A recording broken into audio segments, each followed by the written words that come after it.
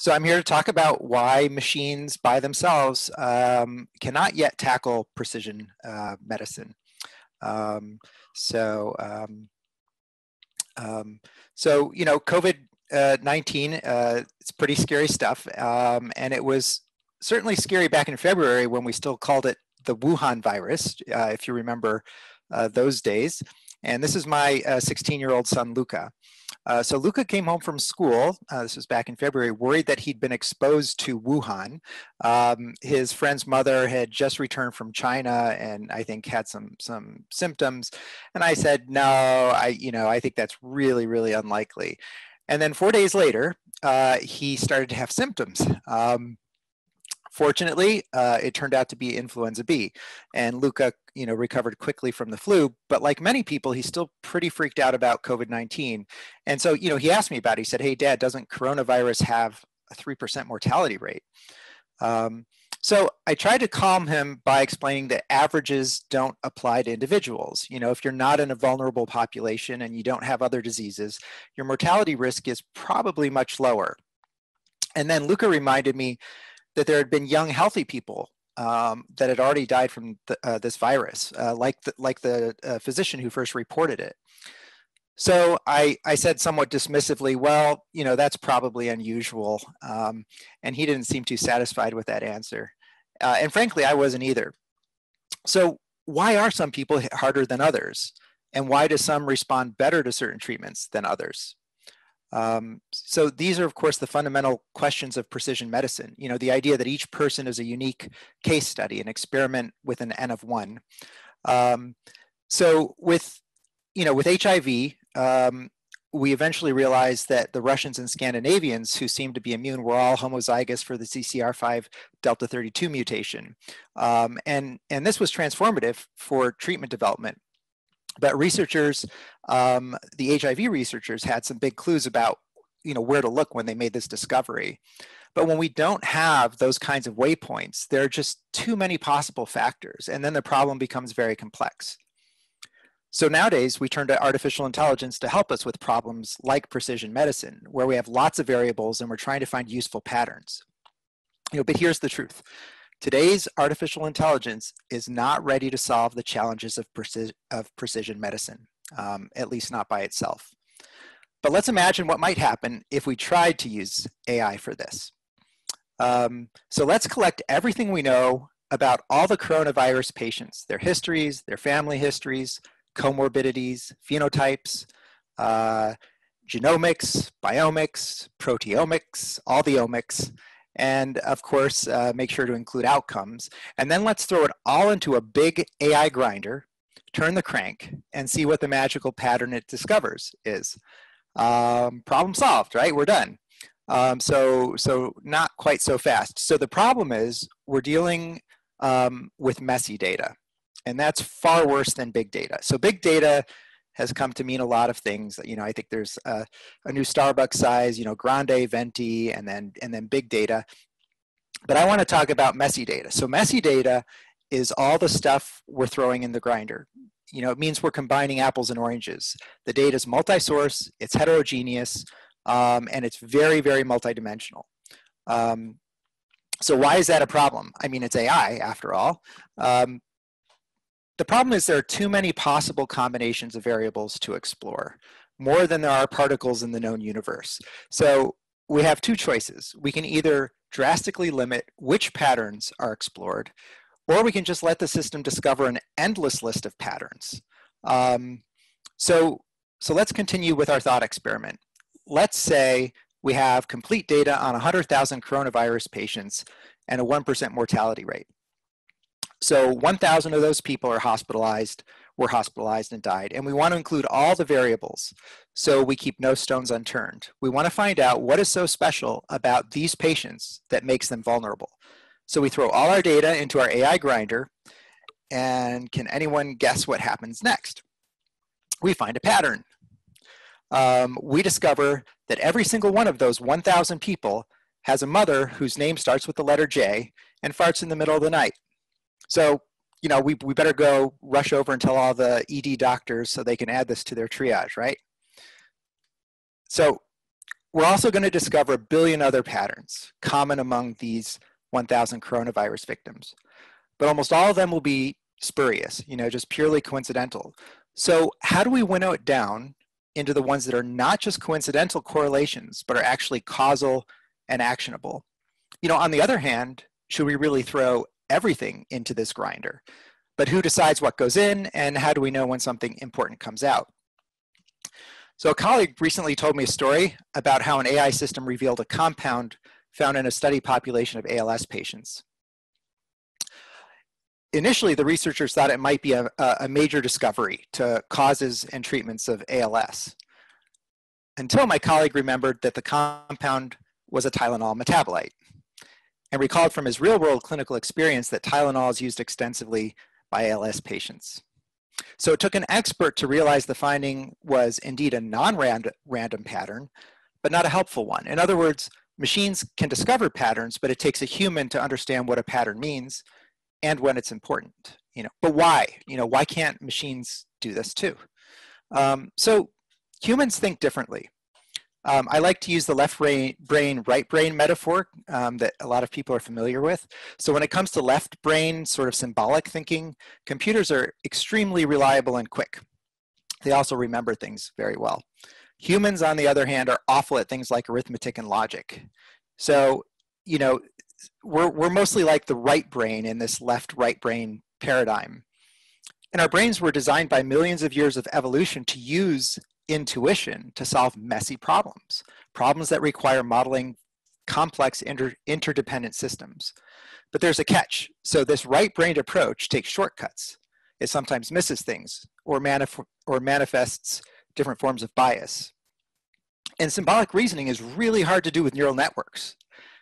We aren't made for that, and being neural networks ourselves, and artificial neural networks aren't made for symbolic reasoning. I think the main reason involved in humans was so we can do, we can have language, which our symbolic reasoning helps with. So this is why we invented calculators, right? To cheat. We're so poor at symbolic computation, we need help. So we created a computer that was designed and specialized to fill this specific gap. But what if we could get these simple calculators to think more like people do? Then we could start to automate human-like thinking, maybe even make it think like humans, but even smarter. Then we'd all be out of work. I mean, then we could automatically solve lots of problems. And AI researchers are definitely working very hard on this, but we're not there yet. And these last few things on the AI timeline are the hardest nuts to crack. So for example, let's take abstraction, recognizing patterns of patterns. So a plumber was watching a YouTube video about how to get a cork out when it's been pushed inside a bottle. And I think the idea was you insert a plastic bag and you inflate it. So he saw a parallel to a similar problem in obstetrics when babies are stuck in the birth canal, and had an idea to use the same kind of approach, to help. And he shopped his idea around to obstetricians, and eventually one of them, pursued the idea, and it's an FDA-approved product today. But imagine trying to get a machine to come up with that idea. Humans still far exceed machines in linking patterns across abstraction levels and domains. So AI isn't there yet, but maybe we can return the favor. So remember the student who used the calculator to cheat? What if we could let AI cheat by sneaking a human in the room to help out? And that's what we're actually doing today. We find ways to insert uniquely human cognitive abilities into the AI loop where they are needed. In fact, we're building systems that effectively combine the respective strengths of humans and machines to solve problems that couldn't otherwise be solved. So for example, at the Human Computation Institute, we created an online game that anyone can play called Stall Catchers. And in Stall Catchers, players look through this virtual microscope at blood flow movies in a mouse brain to try to decide whether the blood flowing through the outlined capillary is flowing or stalled. It's a simple two-choice task. And this helps advance and accelerate the Alzheimer's research. But although this task is very similar or simple in concept, it's sometimes very hard to tell whether a blood vessel is flowing or stalled for lots of reasons. For example, we have noisy images. Sometimes we get overexposed images. So this is an example of where the real world knowledge that humans bring to the task give humans an edge over AI. So before we started this project, the problem was that machine learning systems could only get about 85% of these right. And that's why we needed to bring humans in. And one of the reasons why humans can do better is they can look at context. So anyone who's played with a garden hose as a child knows that if water's coming out of one end of the hose, it must be going in the other end of the hose. So even if you're paying attention to what's happening inside this outline to see whether or not a blood vessel is flowing or stalled, when the vessel's overexposed, you might have to look at the context around that outlined area and know something about fluid dynamics and how that works. And that's just something we naturally understand and can bring to the problem that doesn't exist in the pixels themselves, which is what the machine learning systems are looking at. When we were starting the stall catchers project, trying to get it started, I brought this idea to at the NIH National Alzheimer's Summit. And it was well received, and I was encouraged to pursue it with NIH support. But there was skepticism at first among the reviewers. So, most people don't parade their grant rejections, but since I know how this story ends, I kind of like to show this one. So, at the time, and still to some extent today, the scientific community is very skeptical about the use of public volunteers for scientific data analysis. And this reviewer was concerned about exactly that, saying this proposal suggests a way to harness the power of people and the internet to speed analysis, but the reliance on untrained individuals with various motivations renders the impact questionable. And ironically, this was the very hypothesis we had proposed to test, whether or not we could trust data analyzed by the public. So that one didn't work out, but eventually Bright Focus Foundation gave wings to the Stall Catchers project. But how do we actually ensure high quality data when non-expert members of the public are doing the analysis? So in this sort of canonical example, at a 1906 country fair in Plymouth, England, 800 people were trying to guess the weight of a slaughtered ox. I think this picture, that's not really an ox sitting there, but it's sort of representative of this kind of state fair contest. And a statistician who looked at the data noticed that the median answer among those 800 guesses was within 1% of the correct guess. And this contributed to this more general insight that when there's a distribution of individual answers from people, the center of the distribution tends to align with the true value. And this is what we call wisdom of crowds. So, in the first few months of Stall Catchers, we got lots of people involved, and our goal was to analyze the data 10 times as fast as the lab while maintaining this very high level of accuracy in our analysis. Whoops. At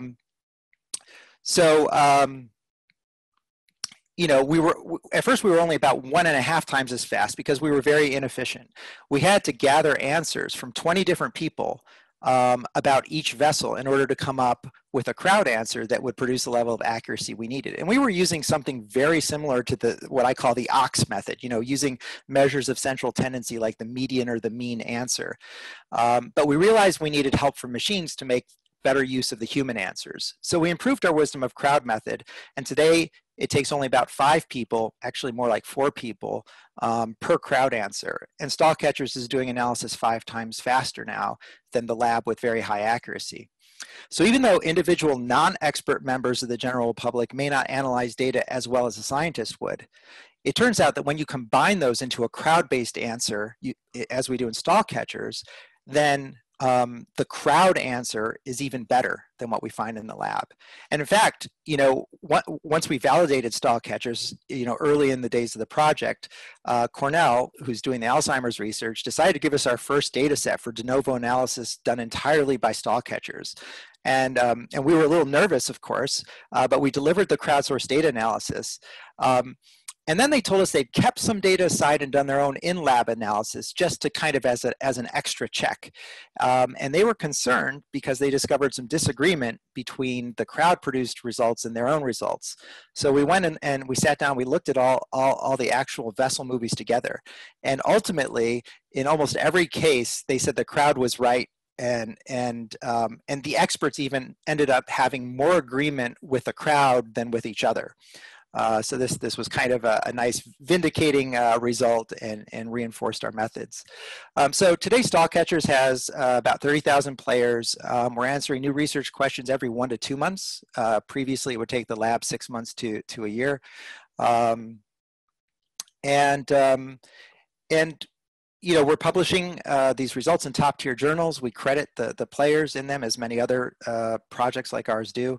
And we're getting closer to a treatment target. Each green check mark here is a hypothesis related to mechanistic model leading to the treatment that was from some data set analyzed by Stall Catchers. You know, and the red question marks are the remaining questions to answer toward a treatment target. Stall Catchers is in a class of problems where microtasking is used to crowdsource a time-consuming analysis that can only be done by humans. But there's another class of problems that I call optimization problems, and the Foldit game, like Stall Catchers, which is another so-called citizen science project where volunteers do some online activity to help analyze the data, has this characteristic where people are trying to fold molecules to come up with a better folding. Seth Cooper, who will be speaking in a bit, will say a lot more about this project, which is his. But in the case of Foldit, there are too many possibilities for computers to evaluate exhaustively. It's kind of like the grinder problem I was discussing earlier. And so, you know, the humans that are plugged into this loop use intuition to narrow the search space. And I think Seth will probably talk about some of the results from that project, which are impressive. So AI is not ready to solve the data challenges of precision medicine by itself, but if we can figure out the best way to bring humans into the loop in partnership with AI systems, then we stand a better chance to overcome the analytic challenges posed by precision medicine. So, you know, you've seen just a couple examples of human AI partnerships that are working today, and you'll hear about more soon from some of my esteemed co-panelists who have firsthand knowledge of them. But this general approach to problem solving that leverages the respective strengths of humans and machines to solve problems is often called human computation. So the question is, how do we develop and tune human computation for precision medicine? I mean, maybe we could apply an approach like Foldit to get humans to make educated guesses about how to filter what goes into our AI grinder for precision medicine, or to evaluate the many patterns that emerge from that. But what kind of investment would it take just to see whether or not that would actually work? So, you know, to this end, we've been building a data science ecosystem that makes it easy to create new human computation systems and then run experiments on sandboxed versions of these. So, for example, before we make any improvements to the live version of the Stall Catchers game, we can test them out in a controlled environment to see what works best. And since humans and machines think differently, we decided to see if we could figure out whether a human might do better when paired with an AI assistant that makes suggestions to the human, and then the human can decide whether or not to accept those. And our toolkit enables experiments to be designed and run without writing any code, and that makes it possible to quickly stand these up and see results live as they trickle in. So, you know, in our first experiment, which we ran in partnership with Microsoft Research, we're seeing preliminary evidence that when paired with an AI assistant that's programmed with a certain response bias, the human combined with the AI working together is actually more accurate than the human or the AI alone. So this is very sort of tantalizing finding. In our next experiment, we might explore an adaptive AI assistant that knows something about the characteristics of the human and adapts itself so they can be more synergistic with each other. You know, in another initiative, we were looking at improving machine learning for doing classification in Stall Catchers. So when we began Stall Catchers, machine learning was inadequate, as I mentioned, achieving only 85% accuracy. But realizing that machine learning has improved over the last 4 years, and we now have millions of human-generated examples from Stall Catchers to help teach the machines, we decided to try again. And we partnered with Data-Driven to run a Stall Catchers machine learning challenge, which resulted in 55 distinct AI systems that were demonstrating unprecedented accuracy. So then the next question is, what do we do with these models? You know, if they produce a confidence estimate about the accuracy of their response, then we could let them tackle the easiest vessel movies and stall catchers, where they're guaranteed to be about 99% correct. And then with that kind of pre-filtering, the humans would never even have to look at about half the data, which would double our analytic throughput.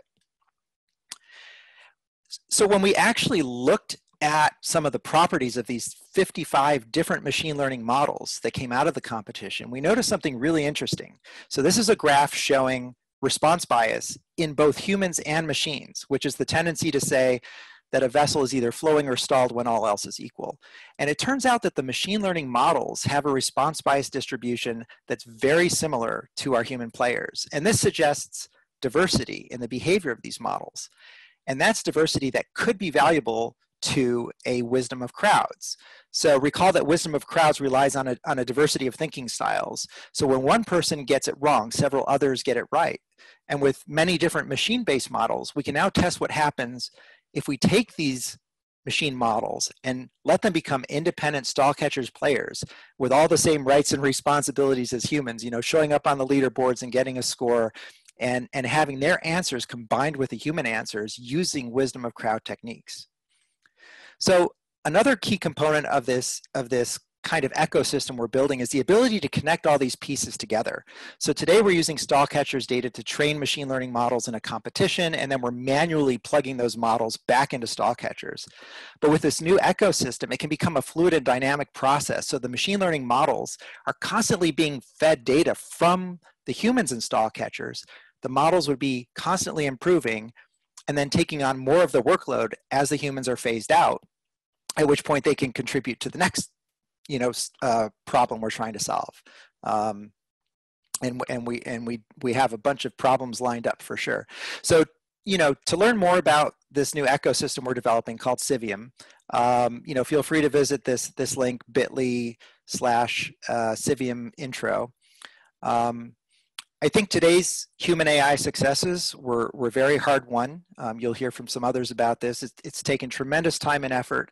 There's a lot of failure-based learning, and it's very difficult to sustain these projects. So, a key goal for Civium and the ecosystem we're building is to make it easy for everyone to put computers and humans in the same classroom, so to speak, so we can figure out the best way they can work together as lab partners and tackle key challenges like precision medicine.